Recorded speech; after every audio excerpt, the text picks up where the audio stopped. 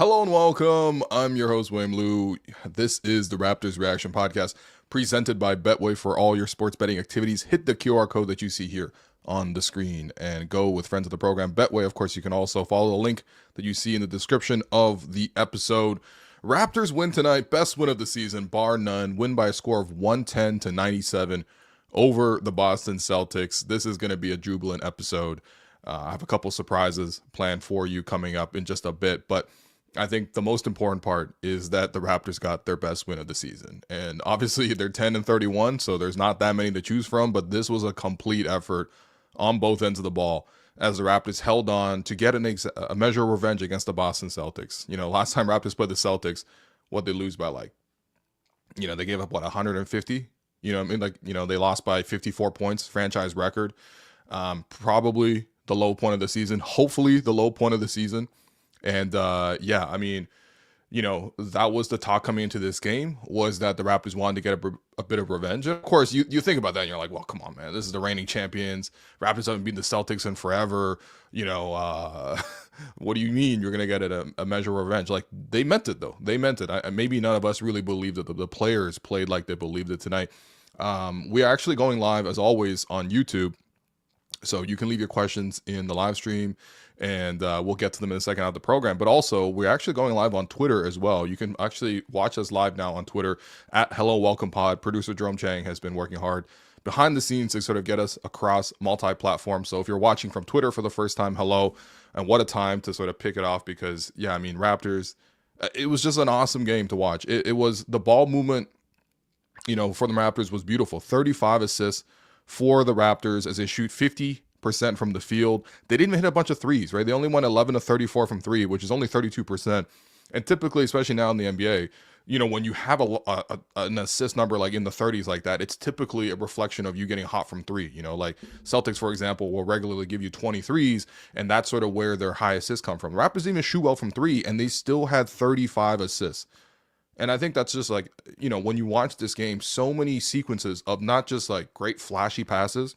And certainly Scottie had probably his best pass I've ever seen him make, which was, he attacked baseline into contact, drew two defenders, and then midair while out of bounds under the basket under the sideline, he was midair and threw a bounce pass behind his back, somehow landed inbound and bounced perfectly to Jakob, who was able to go up for a short little push shot. Like, that was beautiful, but there were so many sequences where the Raptors played great tic-tac-toe basketball tonight. I mean, this shit looked like prime Barcelona when it comes to, Jakob in the post and distributing from there, Kelly in the post and distributing from there. Kelly's gotten a lot of flack, and Kelly was not playing well in the first half, but in the fourth quarter, when the Raptors really need to close it down and extend their lead and actually, maintain momentum, the Celtics obviously they didn't play well for pretty much the whole game, but you would figure, okay, start of the fourth quarter, they start to kick in a little bit, especially against the Raptors' second unit. Kelly actually opened the second unit with three straight assists, two to Scottie Barnes and another one to Bruce Brown for a cutting layup. And, he did a great job passing the ball. RJ did a great job passing the ball. He threw some dimes in a game like this, just in general. And of course, obviously, Scottie's going to move the ball great. He led the way with 9 assists. 35 assists tonight for the Raptors, and you could easily pinpoint to like 9 or 10 sequences that were like just beautiful, gorgeous, actions where the Raptors were able to get high-low.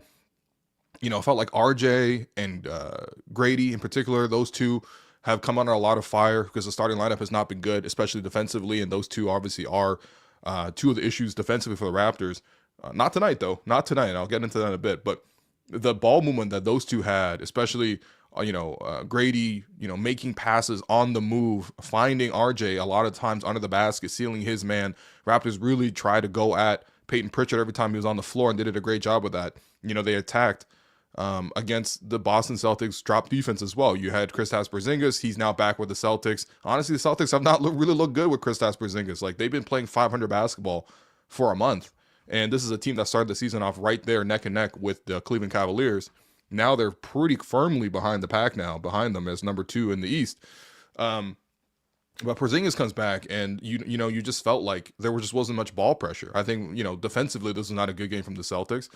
But also at the same time, the Raptors took full advantage of that, not just by attacking one-on-one. Like, that's what the Celtics like to do. They love playing one-on-one basketball. Jaylen Brown had a horrible game tonight. Jason Tatum didn't even get a field goal in the fourth quarter. Like, just a not great at all from the two Jays tonight. This looked like the two Jays from like 3 seasons ago before Ime Udoka came over. Um, but regardless, like the Raptors moved the ball beautifully and they used their size. And, Jakob, every time he sees the Celtics, this guy starts pulling out like Euro steps and shit. Like it was incredible to watch the Raptors move the ball around. This is like, especially what Darko has in mind when it comes to like playing point five basketball. And obviously the Raptors don't achieve this ideal very often. This is their best win of the season, and we're talking about 41 games through. This is like one time in 41 games that the Raptors have played this well. But when it does come together and when it does play really well, you got to give them all full credit, man. Everybody played really, really well. The starting lineup, without IQ, he continues to be out here. I guess he's day to day here. But Davion Mitchell did a really good job in his place. Really did a good job. Moved the ball, played a lot of great defense. I took their shots when they were there. Again, like you're never going to see him too aggressive on offense, but you kind of need some people to sit back a little bit, right? You got Grady being aggressive, RJ sort of being aggressive, Scottie being aggressive too. That's the thing I love the most about watching this game was just how aggressive Scottie was. But you also had Jakob and Davion kind of doing the dirty work around there. Davion embracing the challenge and guarding Jaylen Brown. I mean, a lot of guys guarded Jaylen Brown. A lot of guys got stops on Jaylen Brown. RJ, credit to him, he had a strip on Jaylen Brown in the first quarter, stripped him in the open court, and then threw a pass ahead to Grady, I believe, for a layup. Another play where he blocked Jaylen Brown one-on-one. Jaylen Brown trying to post him up, back him down, and turn around, shoot over him. RJ's like, we're the same size. I'll just block you. And he did. Scottie had a nice block on Jaylen Brown as well. Scottie was everywhere defensively, but, Davion got that thing kicked off by, continuing to sort of play that all-out defense. And, of course, doing a little bit offensively, getting to the basket occasionally here or there, being super efficient with his looks. That was beautiful. Not turn the ball over outside of one turnover. That, a really good game from him. And then you got a good effort from the second unit. And, of course, the last couple games has been Chris Boucher single-handedly carrying the bench. And tonight, Chris did have a really strong start, to the second unit. He took two dribbles, somebody closed out on him. He attacked to close out 2 dribbles, pull up in the mid-range, a very, very clever move. Made 2 extra passes. One of them went in for a 3. Another one was missed, but still like 2 really good extra passes made by Chris, just reading the defense. Knocked down a corner 3. He had a good start, but then he faded over the course of the game.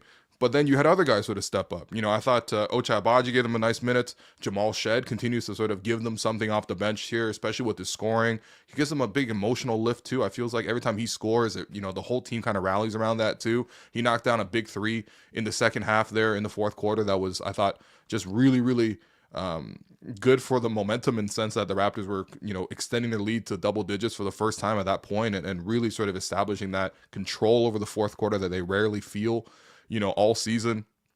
And then, Kelly and Bruce were like pretty bad in the first half, Bruce especially. But then in the fourth quarter, when you needed just a little bit of like calm execution, the Celtics were also going back at the Raptors. That's when you saw Kelly start to play that point, center role, that invites everyone else to sort of like space, move the ball, keep cutting, act as scorers when he can handle the ball. And he did a great job. Like I mentioned, he opened the fourth quarter with 3 straight assists.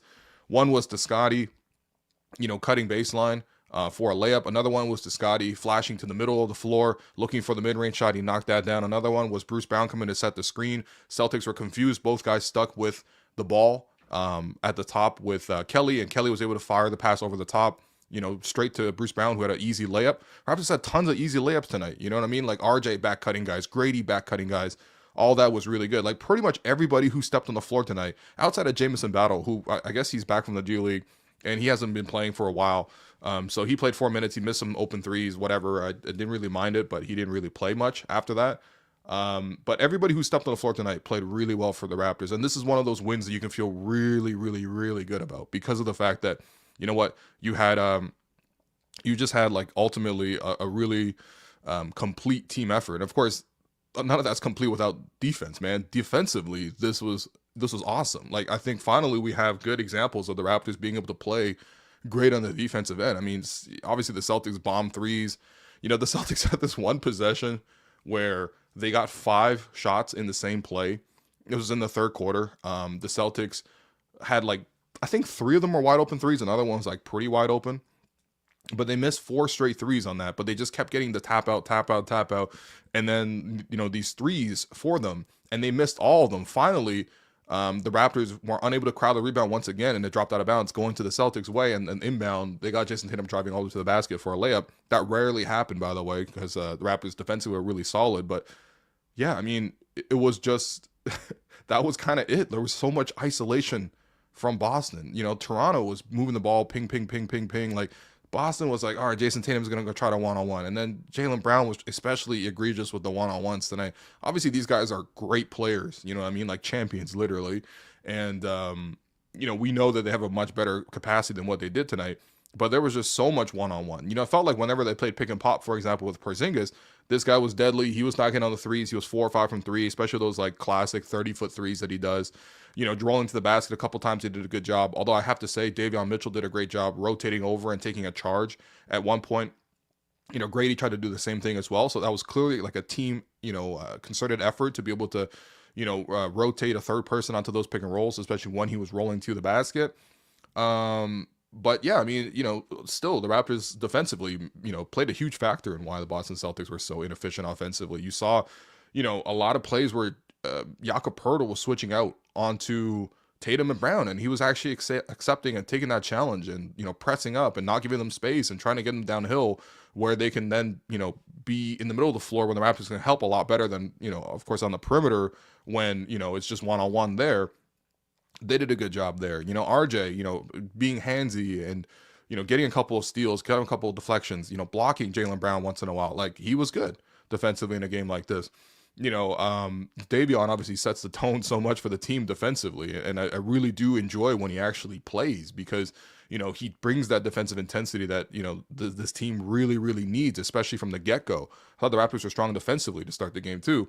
And then the second unit, like they come in and they just fought full of energy. Chris rebounding everything, just vacuuming rebounds around the basket. Obviously, with Kelly being the 5, you definitely need somebody to help with the glass because Kelly's not really physically capable of jumping anymore. But Chris was there to rebound the ball. Bruce Brown, I thought, did a really great job getting on the offensive glass, finding opportunities to sort of cut. Again, the Raptors were just setting so many screens too as compared to what the Celtics did. And Bruce Brown's really good at just setting little random screens on the ball, off the ball, and then sort of making a play from there. Just simple plays. And he didn't really get the shot to drop much tonight, 3 of 9, which obviously you would like to see a better number than that. But, I thought he did a good job of just facilitating the ball movement. And then I think more than anything else, you need a leader to win a game like this. And all credit to RJ, who ends up finishing the game as the leading scorer for the Toronto Raptors, as the leading scorer overall, actually, for both teams. 22 points for him, including 11 rebounds, 8 assists, a steal, a block, 2 turnovers, went 10 of 18 from the field, 1 of 5 from 3, 1 of 4 from the free throw line. Obviously, he can improve with the jump shot there. Obviously, he didn't have a good game there. He had the quick 3 early on in the game, and then he kind of just missed the jumpers from there. But the guy was super aggressive going to the basket, super aggressive going to the hoop, made the right passes, made the really, him and, Grady having that sort of chemistry that they had at the start of the season. You saw that kind of extend over to this game. This was like, where has this been? This has been missing for 2 months. Whereas this is kind of how the start of the season was when RJ was running the point and Grady was sort of that go-to scorer off the ball.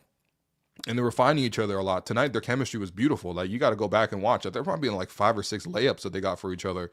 That was really nice. So RJ was a really good number 2, though. But number 1 was clearly, definitively, what Scottie Barnes played like tonight. And I know the stat line's not going to be crazy. You're not going to see huge, accounts posting, oh, Scottie Barnes with 18 points and 9 assists and 8 of 16 shooting. You might say, well, that's kind of just an average game. I promise you have to watch this game to really see how much work that Scottie Barnes put in defensively, how much sort of connectivity that he sort of brought to the whole entire team in terms of screening on the ball, in terms of, facilitating the play for the second unit sometimes obviously taking over to score. The way he was able to help defensively, he was just felt like all over the place. He was super active. Obviously, guarding Tatum the whole game is going to be pretty exhausting. Held Tatum to 16 points on 5 of 15 shooting. That's beautiful. That's like half of what Tatum averages on the season. Again, helping, rotating, 2 blocks as well. He even had, Scottie loves to do that 2K move where it's you set to take the charge super early on the play. And you sort of hold that charge position like you're in the wall of a free kick in soccer. And then, I mean, I'm not gonna lie, most times that doesn't work, but like Jaylen Brown saw that, tried to Euro step around it, and Scottie sort of like broke out of that stance last second and blocked Jaylen Brown. Like little things like that, but also just the intensity. Man, I just felt like Scottie was going all out in a game like this, and the stats don't look amazing, but watching this game, I was just like really, really impressed. I just kept noticing him on both ends of the floor, and then I think, you know, it's funny because 18 points is like less than what he averages on the season. He gets 18 points all the time, but not all 18 points feel the same. This 18 from Scottie felt like he knew exactly where he wanted to get the ball and where he's going to get his offense. Yes, he knocked down a three at the start of the game. That kind of shifted a little bit of momentum and, helped the Raptors sort of get going. But Scottie has known over the last like 2-3 weeks here that it's the mid-range that he needs to live in. He needs to live in the mid-range and master a shot. And I felt like tonight, whenever the offense got a little bit stuck, a little bit gummy or whatever, he would get himself into the post. He's doing a great job of attacking these mismatches. Anytime I have Payton Pritchard on him, he's like, all right, I'm going to seal Payton Pritchard. I'm going to get the ball. I'm going to hold my hand up. You're going to give me the ball. And then he knew what to do, right? Like, obviously right now he likes to fade away, but he's been hitting a lot of those fadeaways. And he knows, especially over these shorter defenders, he can just get into his move. He doesn't feel affected by the defense in that same way. And he instantly sort of punished those mismatches. But him just knowing where to be, even like when the Celtics were zoning, and he just cut to the middle of the floor, got the pass, and immediately shot it from the elbow. I love that kind of stuff. And then, of course, once you establish that, then the defense comes a little bit closer to him, and then you see the opportunities where he can attack and go straight to the basket. I thought he read those opportunities really well tonight. When Porzingis was on him, he's like, all right, I know what to do. I'm just going to take him off the dribble, get around him, drive all the way around the shot blocker, and go up from the left side, where he can't really chase, the shot all the way there. That was beautiful from Scottie Barnes tonight. And I know that like 18 points is not that good, like in terms of like what his overall numbers are. It's hard to brag about 18, but I promise you, like if Scottie actually develops a go-to move that defenses are recognizing, defenses are like really, really reacting to. And by reacting, I mean there was a play, I believe in the fourth quarter, where Scottie got the ball one-on-one against Jaylen Brown, hit him with an up fake, lifted Jaylen Brown, then he drove a little bit closer, like maybe one or two dribbles, got from like the 3-point line all the way down to the free throw line. And then, when Jaylen Brown recovered on the play, Scottie then hit him with a spin move, fading away from the recovery, and then shot over the top of him for a little mid-range jumper. That's the respect that you get when you start to show that you can actually break down the defense like that. And I really, really loved what I saw on that end from Scottie Barnes. But it was really just a complete two-way effort. I mean, defensively, the rotations were really on point for the Raptors tonight. And I think that, look, clearly the Celtics weren't playing well. Like, we know that the Celtics have a higher level than this. We know that, this is, I mean, they've been struggling of late. They look quite lazy, quite frankly. Derek White played one of the worst games I've ever seen Derek White play. I mean, how are you on minus 29 in 21 minutes? You know what I mean? Like, that's crazy. Derek White's a really good player. Last year, people were trying to push him for All-Star. Like, he looked average tonight, less than average, right? Jaylen Brown looked terrible one-on-one. Jason Tatum kind of looked the same way. It was really just like Kristaps and Drew Holiday, but like those guys are beneficiary of ball movement, stuff like that. If no one's going to pass them the ball, they're not going to be that effective. More than anything else is Payton Pritchard, who always kills the Raps, 20 points off the bench.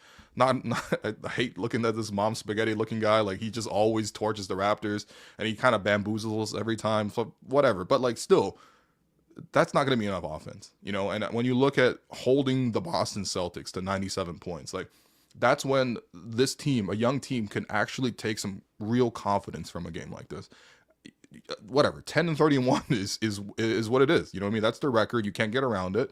But this is a lot closer to the type of games that they played at the start of the season, where the young guys came out, played really well, showed you some confidence, and they were able to sustain it. And tonight they were able to really, really hold on. And that's the difference, actually, because the start of the year, Raptors used to play with the lead in the fourth quarter all the time, but then they would sort of melt down.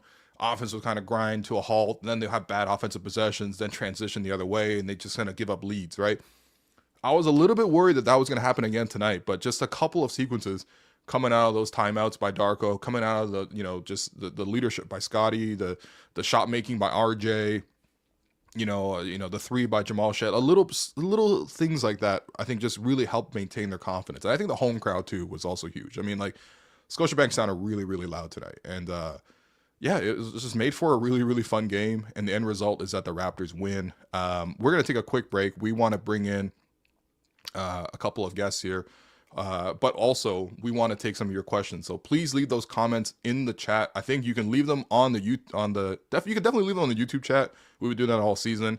I believe you can take those on Twitter as well. To be honest, I've never actually watched something live on Twitter, so just try to go ahead. We'll obviously be looking for your questions in general, but yeah, we want to hear from you as well. But yeah, we're gonna take a quick break. We want to listen to one of our sponsors, and when we come back, let's get to your questions. Hey, man. Hey, buddy. Just recently hit the big 4-0. What about you, bro? A little more recently 4-0, but we are both in the 40 club. Let me tell you, man, being an adult really comes with its share of challenges. Definitely. I think both you and I are homeowners, and I think we're both also dealing with mortgages in life. Yeah, man. Mortgage rates, choosing the right terms, dealing with paperwork. It can be really overwhelming, I still don't know how that works. Well, listen. That's where our friends at Dominion Lending Centers come in, man. They make the whole process simple and stress-free. Whether you're renewing your mortgage, hunting for the best rates, or if you just need advice, they're here to help, bro. You know what? I am looking for that advice, and I think that's why I'm going to visit www.dominionlending.ca. Yeah, man. www.dominionlending.ca. Take the guesswork out of your mortgage and step into financial confidence with our friends at Dominion Lending by our side. Okay, it is time now for the Tangerine Fan Inbox, and I will remind you that Tangerine is the official bank of the Hello and Welcome podcast. It is the official bank of the Toronto Raptors, foundational partner of WNBA Canada and NBA Canada. And of course, they're not just fans of basketball, they're fans of basketball. They're fans of fans who have their own nickname for each guy in the starting five, or fans of fans who stand 5 inches from the TV all night, or fans of fans who can recreate every player's layup package while sitting on their couch. And if you're hearing this, there's no doubt in your commitment. Fans like you are at the heart of what makes this game great. So this year, for the Raptors' 30th season, Tangerine is turning the spotlight from the court to the stands and celebrating the way Raptor fans support their team, because this is how we fan. To learn more, visit tangerine.ca/basketball. Okay, we're going to bring in co-host, producer Alex Wong here, who has been monitoring the chat. What's going on, buddy? What are the streets saying? I know the streets are excited. Someone just got in at the buzzer, a fire Pat Delaney. So someone still wants Pat Delaney fired. But I think the energy is really good tonight, obviously, with the W, but also because we're on the Twitter stream. Someone did ask, should Pat Delaney get the chain tonight for holding the Celtics under 98 points? Some of the listeners want IQ out of the starting lineup when he comes back. Okay. All right. The pitchforks are out for those. Pitchfork is also out for me too, because apparently I said the Raps weren't going to win like 2 games in a row the rest of the season or something. Wow. So I apologize for not believing in an 8-31 team at the. How could you, man? Yeah. How could you? No, by the way, what happened to remember the crown? Remember there was one game where Garrett Temple got the crown? It was when the Raptors beat the Pacers. They handed out both the chain and also the crown. There's a separate thing that they hand. The chain's working overtime this week, though, man. Oh, man. They better make sure they bring that thing to Milwaukee, man. Oh. I got to present that one out. What is it, Fiserv? Fiserv? Yeah, we bought the Fiserv the chain, man. Yeah, we might be Fiserving it up. And fans are really excited about potential pizza party as well on Friday. Although I did see one commenter say, whatever, man, I eat pizza on Fridays anyway. Yo. So it doesn't matter if the Raptors win or lose. North of Brooklyn, man. You might have to do another favor for us. I forgot to star that comment, but it was so funny. Commenter was just like, yeah, it doesn't matter, man. I be eating pizza on Fridays. I do not care about Bucks Raptors. Okay, man. So what questions do we have, man? Oh, right. Real questions. Let's see. Okay, here's the first one. This first one's from Caleb. Is this the best example this season of Darko's system? To that, I have to say, absolutely, man. The ball movement tonight was beautiful. 35 assists on a night where the Raptors weren't even shooting that well from 3. The amount of times the Raptors had those tic-tac-toe sequences going to the basket, and whether that was Grady finding RJ cutting the basket, or RJ finding Grady going to the basket, or Scottie. I mean, that driving baseline, he's out of bounds. He's screaming for the foul, but also he has the wherewithal to like throw it behind his back, bounce pass to Jakob to catch it, go up for the bounce pass. Kelly's sort of facilitating and being that 5-out post hub. Him and Jakob did a great job of that tonight. Anytime the Celtics went to zone, the Raptors instantly carved them apart because that was an invitation to get even more ball movement into their offense. Like, yes, this is absolutely what, like, Darko should literally take these 35 assists, put it into an instructional video, and, like, show them at practice, like, anytime that their offense gets stuck. Because, like, tonight was really, really good. Full credit to them. Okay, let's see. Next one. Some fans like this one worried that the tank is in jeopardy now because the Raptors, with the 2 straight wins, have now fallen out of the top 3 in Tankathon. Okay. Thoughts on falling out of the top 3? Okay, this has happened. This is not the first time this season that somebody has asked the question, is the tank dead? Once again, the Raptors, by the way, are 10-31. I mean, we could say this is a great win. It was a great win. But this is the second time this season the Raptors have asked, is the tank dead? And I think the last time Raptor fans asked, is the tank dead, was December 3rd.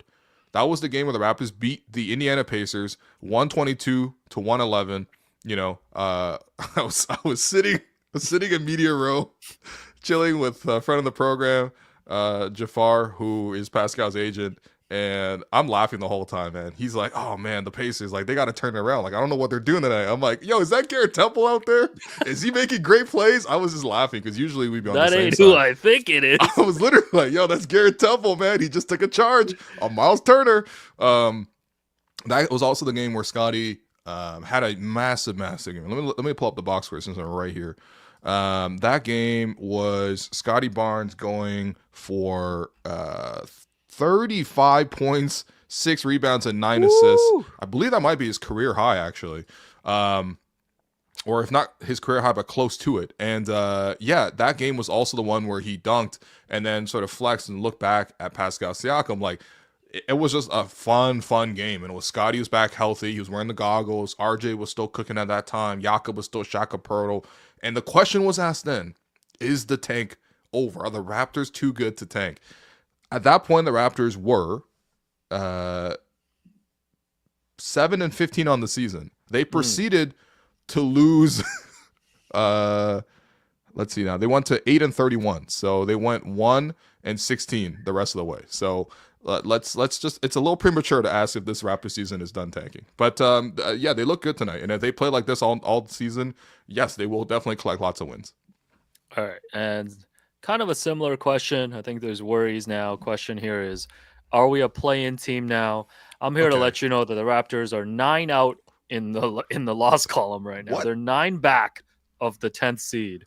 So who's they're the going to 10th be okay. seed? Is it Chicago? 10th seed is Chicago. They're 18-22, and the Raptors are basically 9 games behind 10th. So the Raptors are going to be okay. How are the Chicago Bulls always in that 9-10 play-in series, bro? You know, you got to respect the Bulls for their consistency. And I think I've brought this up too. Like, I believe Chicago is now in the running for most miserable fan base, like most miserable at the present. You would say Sixers. I know you counter with Sixers. Sixers are pretty miserable, bro. At least they've made the playoffs. Oh, like they win round ones. That's what makes it more miserable. And by the way, to be clear, they have not gotten out the first round last year or the year before, I don't think. But Bulls fans, you know, shout outs to, you know, Ricky O'Donnell and all my cats out in the Windy City. Every year. The rights to Ricky O'Donnell. Every year, they're just complaining about the exact same thing. Yeah. And it's true. Like, the Bulls are, like, if I was a Bulls fan, I'd be pretty frustrated too. So, but to answer the question, the Raptors are nowhere close to threatening for a play-in spot. We don't got to worry about that. It's actually kind of incredible to be 9 losses back of the Chicago Bulls. You just said they lost. They went through a stretch where they lost like 16 out of 17. Yeah, basically, like that'll take you out. This is not a question, just a comment. Oh my God. I will not call Pat Delaney out. I will only call him up. Let's go. Let's go. Where are my Pat Delaney heads out there, yeah, man? where's the Delaney Pat heads Delaney at, hive, man? Where the Pat heads at, man? And same user also called me Frostradamus. We're gonna have to make some Frostradamus. Hey man, your most bold claim this year, the prediction is that the Raptors are going to go 1 for 40 on the road. That is still technically possible. Still in play. Because all the Raptors' great wins are at home, man. When they beat Minnesota, that was at home. When they beat the Pacers, that was at home. Well, obviously tonight when they beat the Celtics, that was at home. Vince Carter night, when obviously you got the jersey retired, they went to OT to win it, made it extra special. They won that at home. By the way, did you see Scottie tonight? He almost recreated the Vince Carter moment. He did? Yeah, those at the end of the game. Scottie was still on the floor dribbling it out. I think the Celtics had their third stringers in at that point. They were like, okay, we clearly are going to lose tonight. Yeah. And Scottie was so fired up that he was dribbling the ball with one hand, but he was also like getting the crowd going on the other hand too. And he was like, you could see he was like yelling and screaming and crying almost.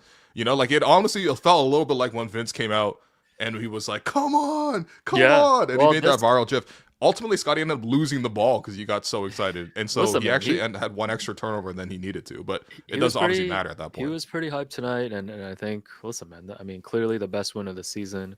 Mm-hmm. Beat the Celtics on the home floor. You gotta celebrate that, man. Let's see what other questions there are. Here's from Glenn Sama. Gotta give Kelly his flowers tonight for sure. Playing like a mannequin lately. I love when you just have to slip in like a backhanded compliment. He played well today. You can't be happy with this Kelly game. You're never going to be happy. Playing like a mannequin lately, but that fourth quarter, he was really making things flow. Yeah, I mean, I think, Kelly played pretty good tonight, honestly. Like, first half, he was a little quiet. He knocked down like a quick catch and shoot three, which was nice. I think the Celtics were kind of like pushing back at that point. But yeah, the fourth quarter, like I think more than anything else, when Kelly starts to be the facilitator for this team, and that kind of creates a lot more cutting for everyone else. I remember, what did they used to say? I think they used to say with Marc Gasol that he was like a port in a storm. When the possessions got like a little wacky, or when the game got a little bit too like one-on-one focused, they would throw the ball to Marc at the top of the floor, and then would start cutting. And then he would just find them. I mean, listen, Kelly is not Marc Gasol, man. I mean, I'm going to respect Marc Gasol in every single turn, okay? Marc is obviously a much, much better player than Kelly. But in sort of style and fashion, that's kind of what it felt like tonight, where, they would get the ball to Kelly at the top of the floor. And whether that was Bruce Brown screening for the ball and getting himself a layup, or Scottie Barnes being able to sort of like, get into the spots where he felt like, because it's a lot easier to get to your spot off the ball versus on the ball, right? On the ball, everyone's trying to stop you at all times.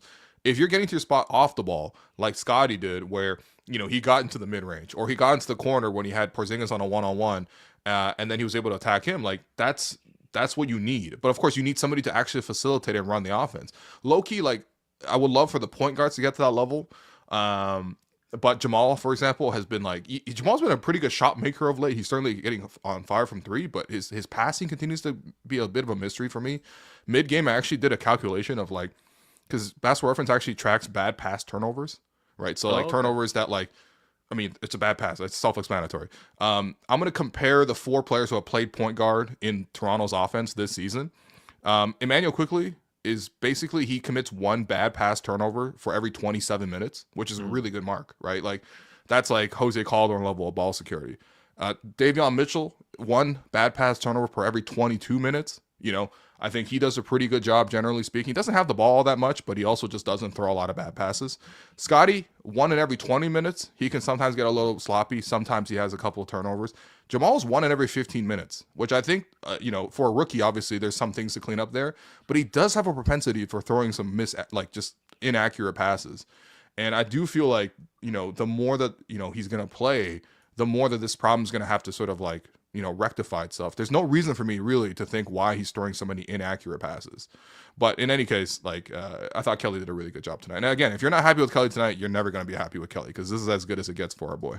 Yeah. So just going to wrap up with a couple quick ones here, because if you're still in line, stay in line. We have a special guest in the green room that's going to be popping on. Is it Danny Green? So just a couple more here. Just shout outs to people letting the money flow in from Taylor Mackey. Hey, Will and Alex, longtime listener from Vancouver. No questions. Just wanted to say keep up the good work.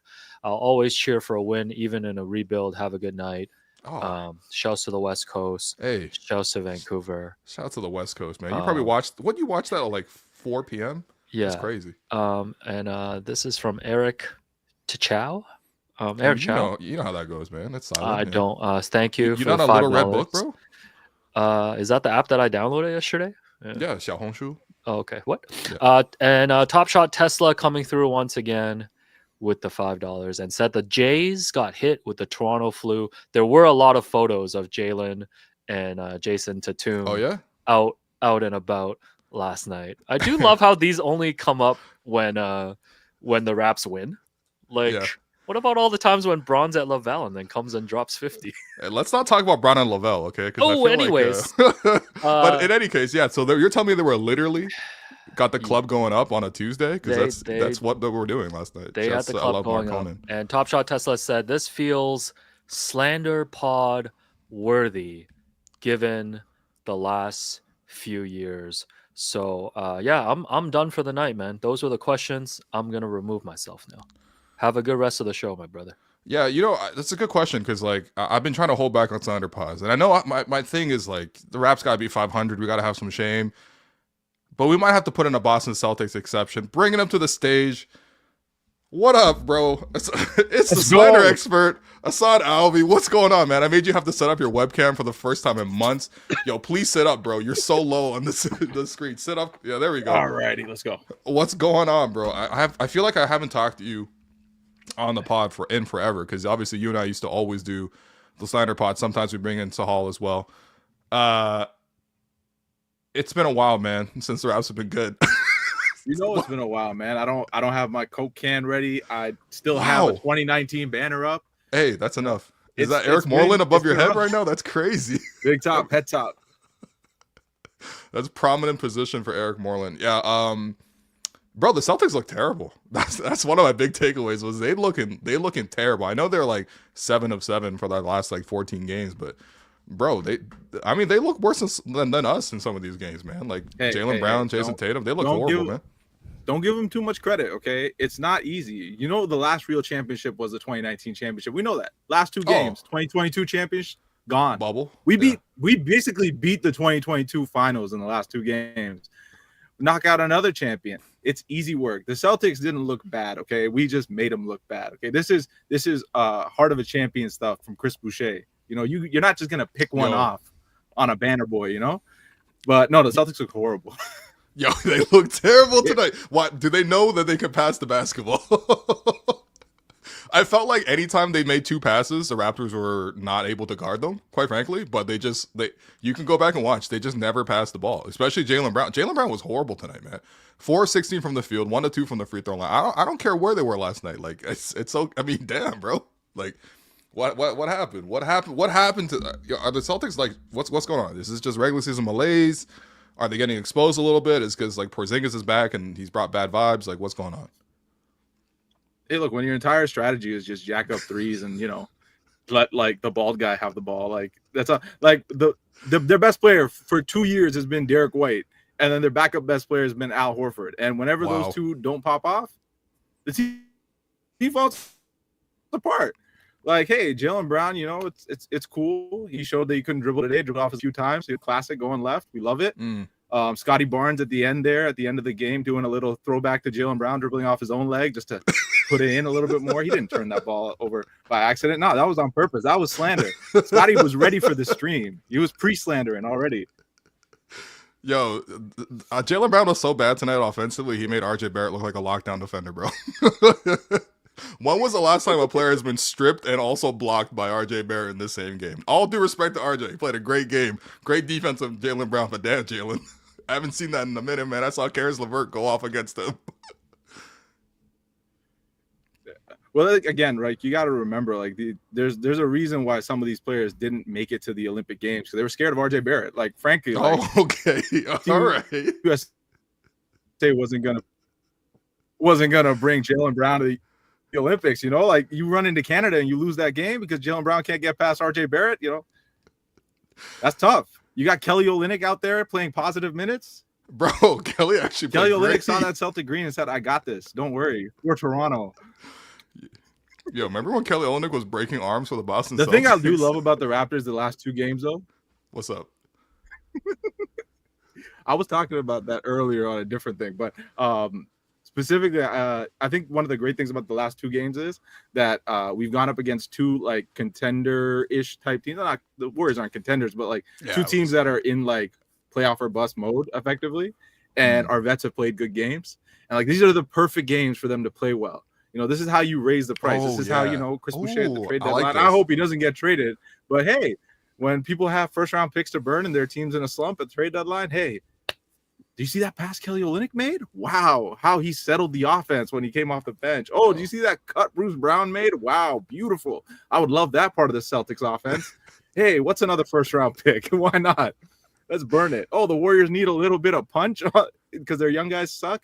Hey, they could use a Davion Mitchell because it seems like the point guard they brought in can't guard anybody. Another point guard for them? They're going to put 5 point guards on the floor? Steph going to play center for them? Hey, they can still trade Dennis Schroeder before the deadline. Can they not? Oh, bro. Do they not have enough time? Dennis Schroeder has not been good for the Warriors, man. Yo, all due respect to Dennis. You know, Dennis, you're always kind to me. But, like, damn, bro. I've seen a lot of Warriors games this season with Dennis, man. He just doesn't seem to fit with what they're trying to do. And I don't know. It feels like actually the only coach that knows how to use point guards is Jordy Fernandez, because you seen what D'Lo's doing these days. Like D'Lo's like back to being like, you know, number 2 overall pick D'Lo, which is crazy.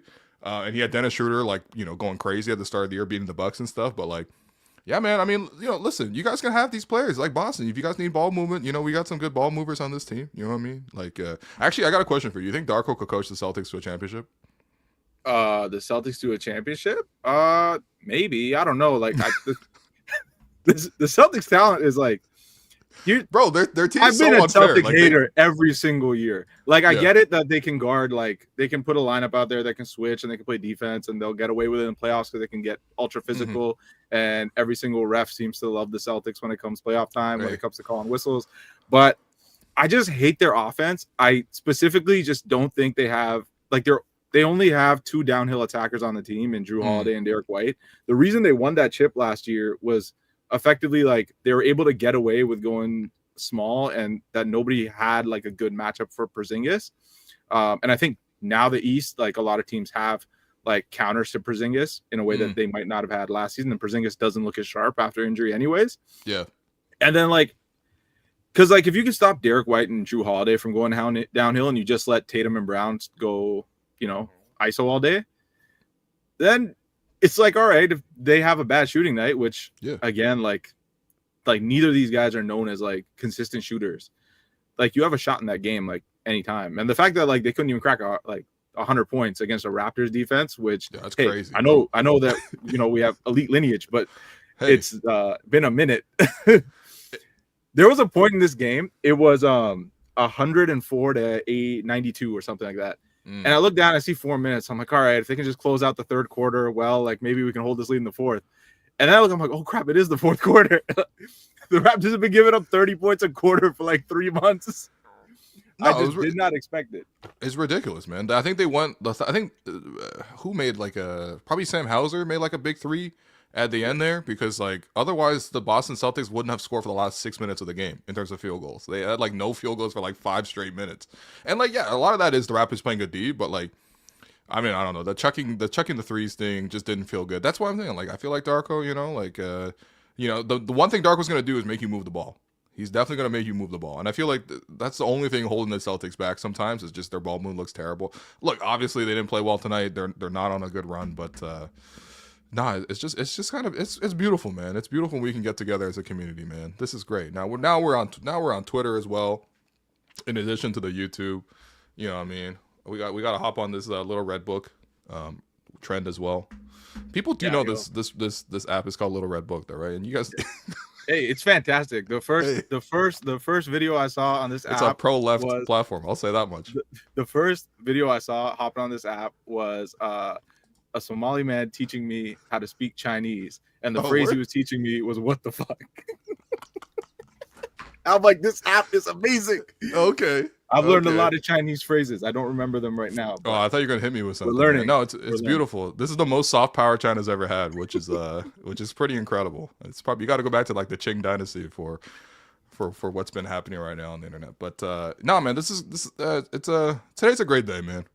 Today's a great day for many reasons, but not the most significant, but also not the most forgettable, is the Boston Celtics taking a fat L against the Toronto Raptors, who only have 10 wins on the season. But yeah, man. I mean, I don't know. What else? Is there any other slander criteria? Like, is there another team that we can beat where I can call you? At this point, I think when we're under, like, we're this far under 500, any good team we beat, I think counts. Wow. Because it's just not, it should not happen. So, like, if we beat a team that yo, we played well tonight, though. To win a championship this year, we might as well slander. Okay. And, all right, let's see. Hold on. Let's go through this criteria. We got more like Matt now. On broadcast. Oh, you got juice. You have fun in the, you know, after that win. Yeah, I have no idea what you just said, man. Internet connection been choppy lately.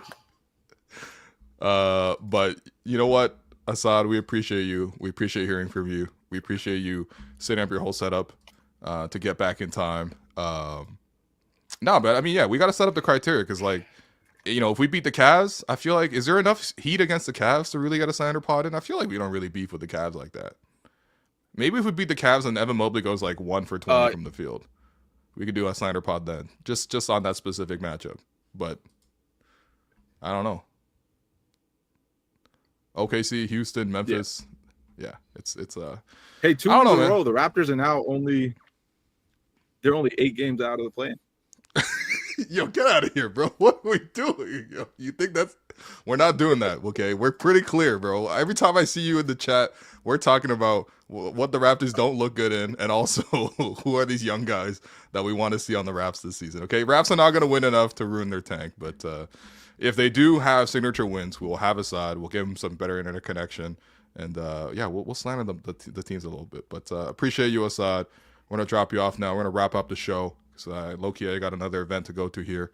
Okay, let's get to the 3 stars from tonight's performance. Again, this is a really, really great win for the Toronto Raptors. First star, I'm going to give that to Scottie. 18 points, 9 assists. But again, you got to watch the game. You can't just be the stat watcher. You can't just be like so eager to get a tweet off and be like, look at the stat line. You got to watch the game. The amount of rotations, this guy definitely covered the most defense, like the effort defensively, the rotations defensively, guarded the most difficult matchup in Tatum. You know, the distribution. Again, that bounce pass that he threw to Jakob along the baseline was just ridiculous. Out of this world, really. Second star, give that to RJ. I thought he did a really good job getting downhill. You know, him and Jakob have such a good chemistry together. RJ gets downhill, and you know, Jakob does such a great job of screening for him at the top of the floor and the initial move. Or if RJ already has a head of steam, he does a great job of sealing his man. Jakob does a great job of just walling off his defender and preventing the help from coming over. That Gortat screen, as it used to be called. Him and John Wall used to sweep the Raptors with that move, quite frankly. I hated that stuff, but like, yeah, RJ, 22 points, 11 rebounds, 8 assists. He moved it off the ball as well. Like he got off the ball whenever he saw double teams and stuff like that too. Just did a really good job of running the show tonight and creating a consistent source of half-court offense. Also had the steal on the block on Jaylen Brown. That was great to see. And then third star, there's honestly so many places you can go with this. I thought Grady really came aggressive at the start of the game. He faded as the game went on, but I think actually 25 minutes is like a pretty healthy spot for Grady at the moment. You know, just because he will give you a little bit back defensively, but I thought he did a great job. 4 assists tonight for Grady is actually a really positive sign. I feel like all 4 were to RJ. I got to look that up, but I thought Davion did a really good job too. You know, got to give him a huge credit. You know, he goes from not even playing to then into the starting lineup, and then, you know, being the starting point guard for the last 2 wins. That's huge, and he's done a great job on both of those games, guarding a Steph Curry and then tonight guarding a Jaylen Brown. Got to give him a lot of credit. But I mean, every time Jakob Poeltl plays the Boston Celtics, he looks like an all-star. Like every single time Jakob Poeltl plays the Boston Celtics, it looks like an all-star. Last game, when the Raptors gave up a 54-point loss to Boston, that game, if you remember, or if you dared to watch that one, I believe it was on New Year's Eve, they double-teamed Jakob every time he had the ball, like he was Joel Embiid or Nikola Jokic. And honestly, that's the type of effort that it needs, that the Boston Celtics need, evidently, because Jakob does a great job. 8 for 8 from the field for Jakob Poeltl, 16 points, push shots, bank shots, dunks, sealing his man, high-low passes from Jakob, rebounding the hell out of the ball too, running out above the three-point line to contest against Porzingis, running out of the three-point line to like go one-on-one defensively against Jason Tatum. Jakob Poeltl, bro, like he played close to a perfect game, honestly, tonight. And this is not even the best game he's played against Boston this year. Don't forget he had the 35-point game where he had like 16 of 19 from the field. Shouts to Jakob Poeltl. Every time he sees the Boston Celtics, he becomes Jakob Poeltl. And we're not talking about the Celtics Shaq, where he honestly plays. I mean, I'm not gonna give him Laker Shaq or Magic Shaq, but can we give him Heat Shaq at least? Like he looks like Heat Shaq when he plays against the Boston Celtics, man. I know he gives them nightmares. Your Gerald Henderson Award winner, that's going to go to Payton Pritchard. Bro, it should just be the Payton Pritchard Award at this point. He torches the Raptors every single time. And 20 points tonight in 31 minutes. He even got a chance to close. The one good thing about that is if you put Payton Pritchard on the floor, that is another place where the Raptors can attack. And the Raptors have done such a good job, especially now that they're gone Scottie, attacking as a forward, playing in the post, shooting the mid-range, all that kind of stuff. They've done such a good job of getting mismatches against the other team's small guards. We saw that a lot against the Warriors, a lot of high lows to like Scottie, to Jakob, to RJ, even using their size against the Warriors, who started 3-point guards last game. Tonight, Payton Pritchard played a lot of minutes because he was great offensively, but the Raptors really went at him defensively. And that's why, despite him scoring 20 points on 7 of 11 shooting, he was only a +6 because the Raptors actually took huge advantage of him defensively. And I like that. That was really, really smart game planning by Darko and the rest of the team. And then finally, your most important guy. I got to remind you that the most important guy award is brought to you by Greta Bar YYZ. That is located at 590 King Street West. It's a great place to go. You want to watch Raptors Celtics, you want to watch the Raptors beat the Celtics, you got to go to Greta Bar YYZ. It's a great place to go pregame, postgame, during the game to catch all your favorite live sporting events. And of course, in addition to the great food and the great drinks and the fun atmosphere, it's a great place where, again, when you're done with the games, it's time for you to play as well, because it's also the #1 barcade in the city. Most important guy in a game like this tonight. I mean, man, it's got to be Scottie Barnes, man. Like, seeing his emotion at the end of the game, and I know that, like, the Raptors have 10 wins. Well, put that aside, man. This is a young man who's really, really looking to lead this team. And he's obviously put in a lot of different scenarios. He doesn't succeed in a lot of these different scenarios. Last time the Raptors played the Celtics, trust me, we were not like lavishing Scottie with praise because he wasn't playing like that. But you see the desire. There's no way you can watch a game like this and not see the desire. The way he was covering and rotating and flying out at different guys, the way he's been looking to attack. If Scottie turns this mid-range thing into a go-to move, that little half spin over the right shoulder thing, that could be really, really exciting, because I think more than anything else, Scottie has got so much of the secondary stuff down. He's great defensively, great at moving the ball. You know what I mean? Like, he just does a really good job of reading the game in general. He rebounds, all that kind of stuff, plays defense. But he didn't really have a go-to move. He kind of was scoring, but he was kind of scoring within the flow of the offense or in transition, or even he can get his offense. Sometimes he got hot from 3, get over 30 points. If he gets a go-to move, half court, he's going to go to that all over and over again. He's going to feel confident in it. The teammates are able to play off of what he's going to do because they know what he wants to do is to get in the mid-range, and then he draws the defensive attention. He draws a double team. He draws some fouls from that position. That would be, if Scottie can come out of this season with a go-to move and really master one area of the floor to score from. And of course, like, we can build from there. Next season, maybe we try the threes again. We try to add other things to the game, but if he can get that, and I don't see why not. He has the size to shoot over the top. He has the aggression to shoot over the top. He has other players now playing guard for him, or at least like handling the ball, whether that's the bigs or the point guards. Get Scottie in the post. Get Scottie getting downhill. Get Scottie turning that over that shoulder and hitting that jumper. It looks sweet, man. It looks sweet. And tonight he did it to great effect against the Celtics team that did a great job shutting down the paint against Scottie, but he still scored regardless. That's a great counter, and that's honestly a shot he can get off against pretty much, I mean, unless he's a hard double team, like, he can probably get it off against most defenses in this league. So that has been really encouraging. That is your most important guy. Big thanks to everyone involved. Thanks for sending in money. Thanks to producer Jerome for setting up the Twitter live stream. Hopefully everybody on Twitter, welcome to the experience, and hopefully you're able to join us more often. Obviously, we have a big Raptors Twitter is obviously very, very prominent. So welcome to all those people who watched our first Twitter live stream. Big thanks to everyone in the YouTube chat. As always, leave a like on the stream. Leave some comments, of course, down below as well. What did you like about the game? Who was your most important guy in this game? Big shouts to Asad Alvi. I know we couldn't get him the great Wi-Fi connection, but I know how much I know how much, the thing is, me and Asad hate the Celtics equally, and I feel like every Raptor fan should have, a healthy hatred for the Boston Celtics.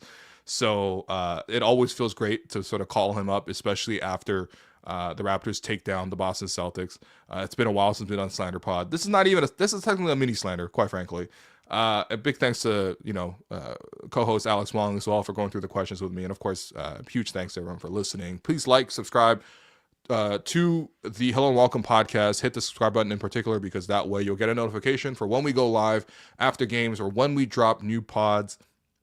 And this has been really fun, man. This is a really fun win, and for the first time in a while, I gotta say I'm really, really excited to see the next Raptor game, because right now they actually are, the last week or so, playing some pretty good basketball. And after that really barren month, this is very welcome. So thanks everyone for listening. This has been the Hello and Welcome podcast presented by Betway, and we'll catch you on Friday.